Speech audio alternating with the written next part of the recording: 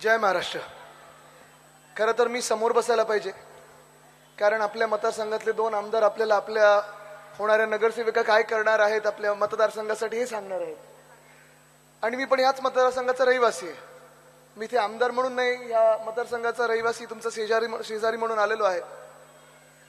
तरी देखील गंमत जरी एक मिनिट बाजूला सोडली, आज इथे येऊन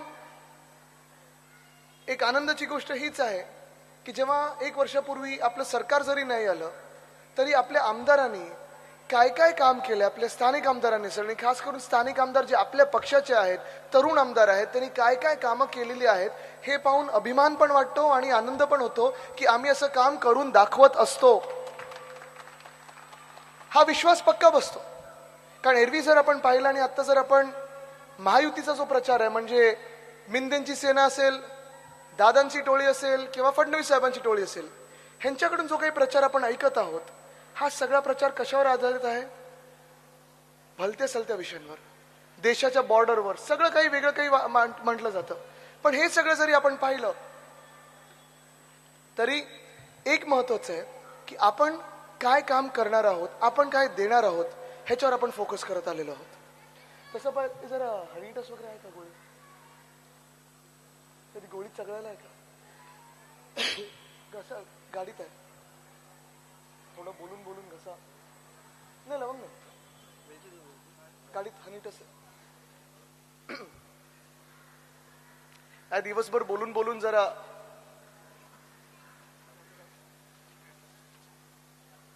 असो, होईल तर होईल, बघू. एक जे आपण हा विषय मांडत आलेलो आहोत, सातत्याने मांडत आलेलो आहोत की घरांचा प्रश्न, घरांचा प्रश्न, घरांचा प्रश्न. हाच घरांचा प्रश्न 2 मिनिटं थांबूच, मला वाटतं जरा.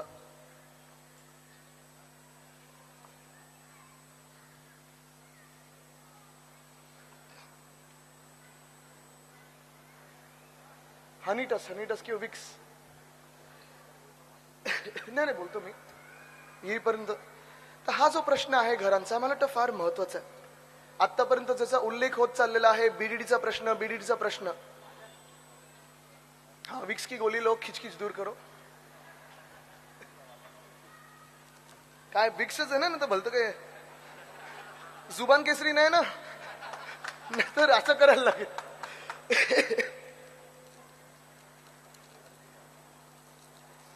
नाही म्हणजे केसरी आपलं रक्त आहेच, पण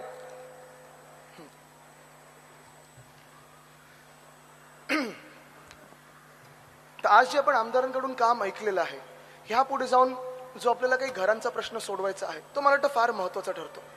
शेजारी जरी आम्ही असलो तरी वर्षानुवर्ष मी ऐकत आलेलो आहे, पाहत आलेलो आहे की हा विषय आपल्या गव्हर्नमेंट कॉलनीचा विषय असेल, आज सगळे आपण खिडक्यांमधून ऐकताय, बाल्कनीमधून ऐकताय, हा विषय जो आहे कदाचित उद्धव साहेबांसाठी आहेच, मोठ्या साहेबांसाठी म्हणजे माझ्या आजोबांसाठी महत्वाचा होता, आणि आमच्या सर्वांसाठी आम्ही एक कर्तव्य म्हणून की आमचे शेजार धर्म पाळत असलो तरी आपले जे कर्मचारी आहेत, शासनाचे जे कर्मचारी आहेत, महानगरपालिकेचे जे कर्मचारी आहेत, बीएसटीचे जे कर्मचारी आहेत, पोलीस कर्मचारी आहेत, ज्या ज्या लोकांनी ह्या मुंबईची असेल, या महाराष्ट्राची असेल, 30 वर्ष 40 वर्ष पिढ्यानपिढ्या ज्यांनी सेवा केलेली आहे, त्यांना मुंबईमध्ये त्यांच्या हक्काचं घर मिळायलाच पाहिजे, ह्या ध्येयाने आणि ह्या धोरणाने आपण पुढे चाललेलो आहोत. पण हे काम करत असताना अर्थात अनेक वर्ष आपण पाहिलं असेल, आपला संघर्ष कुठेही काही थांबत नव्हता, आपला लढा कुठेही थांबत नव्हता. आपण जी कामं करत आलेलो आहोत त्याच सोबत घरं कशी द्यायची, हा जो संघर्ष आहे हा फार महत्वाचा आहे. आणि हा संघर्ष पुढे नेण्यासाठी मोर्चे काढले, आंदोलनं झाली, अनेक वर्ष. जसं अनिल परबजी सांगत होते की 21 वर्ष ते अधिवेशनात मांडत आलेले विषय आहेत, वरुण आणि मी मांडत आलेलो आहे. पण हे सगळं झाल्यानंतर देखील हा विषय का सुटत नाही, ह्याला जर तुम्हाला उत्तर पाहिजे असेल तर एकच उत्तर आहे, भाजप भाजप भाजप.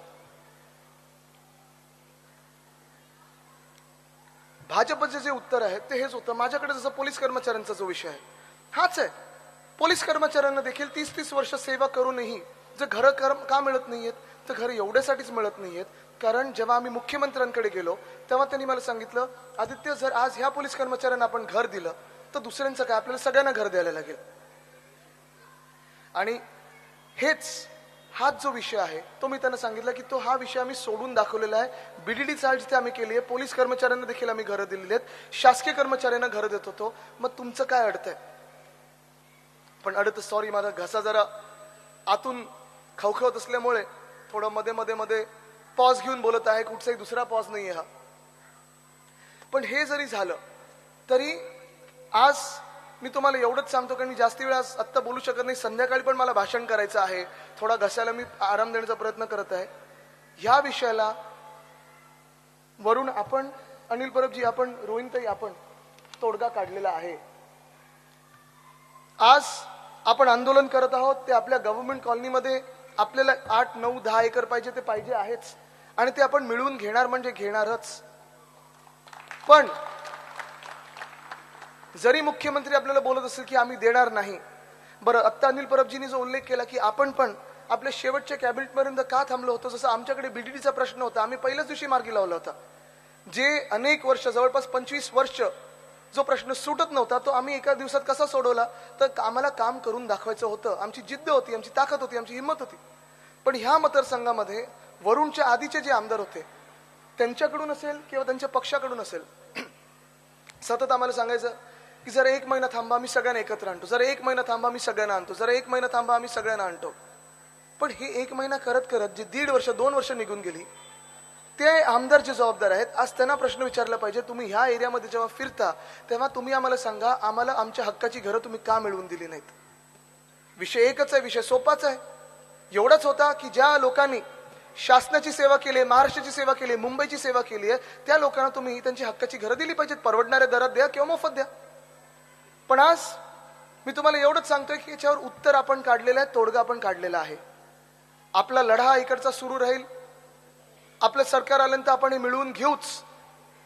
पण जर आमचा वचननामा पाहिला मुंबई महानगरपालिकेचा, त्याच्यात पहिलं वचन आमचं ह्या शासकीय कर्मचाऱ्यांसाठी आहे.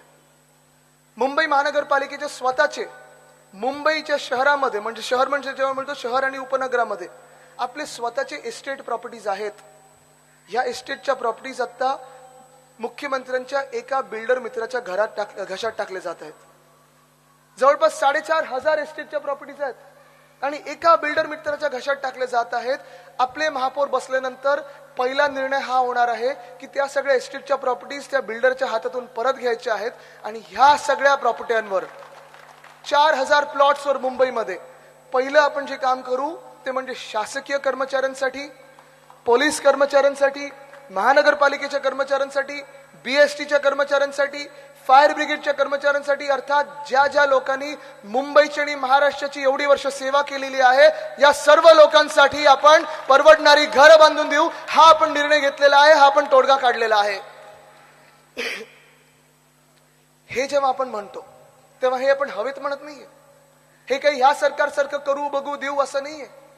हे फुल अँड फायनल उत्तर आहे. हेच अर्थ आपण काढत आहोत की आर्थिक नियोजन करून जे काय आपल्याला बाकीचं नियोजन करायचं आहे ते सर्व करून आपण हा निर्णय घेतलेला आहे. आज मी तुम्हाला विचारत आहे, ह्या निर्णयाशी तुम्ही सहमत आहात की नाही? जे आपण करत आहोत, हो, आपण कटिबद्ध आहोत या शहराला, पण शहराची ज्यांनी सेवा केलेली आहे, शहराची ज्यांनी सुरक्षा ठेवलेली आहे, शहराला ज्यांनी दिवस रात्र मेहनत करून आतापर्यंत चालत ठेवलेलं आहे, त्या शासकीय कर्मचाऱ्यांचा जो विचार करायचा असेल तो एवढे वर्ष आपण करत आलो. गेल्या 1 वर्षामध्ये पण सरकार नसताना देखील वरुण सरदेसाईंनी जसं आपण पाहिलं, पाण्याचा विषय असेल, सिक्युरिटीचा विषय असेल, सगळे विषय जे मार्गी लावलेले आहेत, घरांचा जो विषय होता त्याचा शब्द आज मी तुम्हाला देत आहे, हा फुल अँड फायनल शब्द आहे.